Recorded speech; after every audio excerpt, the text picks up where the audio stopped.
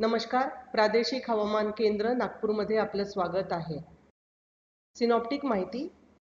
Monsoon कुंड आता श्रीगंगानगर, हिसार, दिल्ली, बाराबंकी, देहरी, आसनसोल आणि तेथून आग्नेय दिशेला बंगालच्या उपसागरापर्यंत जात आहे. यावर आधारित पुढील 3 दिवस हवामानाचा अंदाज असा आहे. दिवस 1 13 जुलै, दिवस 2 14 जुलै आणि दिवस 3 15 जुलै विदर्भात सर्वत्र हलका ते मध्यम पाऊस. हवामानाचा इशारा.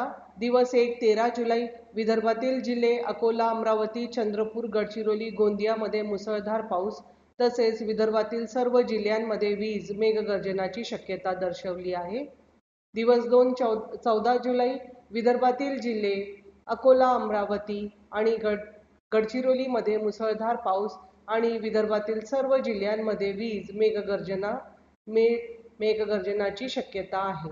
दिवस 3 15 जुलै विदर्भातील जिल्हे अकोला, अमरावती, गडचिरोली आणि यवतमाळमध्ये अतिमुसळधार पाऊस आणि विदर्भातील जिल्हे भंडारा, बुलढाणा, चंद्रपूर, गोंदिया, वाशिममध्ये मुसळधार पाऊस तसेच विदर्भातील सर्व जिल्ह्यांमध्ये वीज मेघगर्जनाची शक्यता दर्शवली आहे.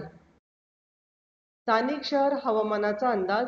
येणाऱ्या आठवड्यात विदर्भातील बहुतेक शहरांमध्ये ढगाळ वातावरण, मेघगर्जना आणि मुसळधार पावसाची शक्यता दर्शवली आहे. कमाल तापमानात फारसा मोठा बदल होणार नाही. अधिक माहितीसाठी तुम्ही आमचे RMC नागपूरची website, social media platform, Instagram, Twitter, Facebook, यूट्यूबला भेट देऊ शकता. धन्यवाद.